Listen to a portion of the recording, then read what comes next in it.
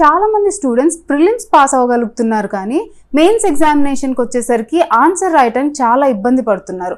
Especially మన south Indian students. అసలు లోపం ఎక్కడ ఉందంటారు? లోపం పిల్లల్లో లేదు, లోపం వాళ్ళు చదువుకునే ఇన్స్టిట్యూట్స్లో ఉంది. ఇన్స్టిట్యూట్స్ చాలా మటుకు ఓన్లీ ప్రిలిమ్స్ వరకే స్టూడెంట్స్ని ప్రిపేర్ చేస్తున్నారు. మెయిన్స్ వరకు అసలు ఏం సపోర్ట్ ఇవ్వట్లేదు. మెయిన్స్లో వచ్చేసి ethics, SA, Indian society, governance, IR, internal security, ఇవి ప్రిలిమ్స్ స్పెసిఫిక్ సబ్జెక్ట్స్ కావు మేడం. సో ఇన్స్టిట్యూట్స్ ఏం చేస్తున్నారంటే only polity, economy, history, geography, SNT, environment, ecology ఇవి చెప్పి పిల్లల్ని వదిలేస్తున్నారు.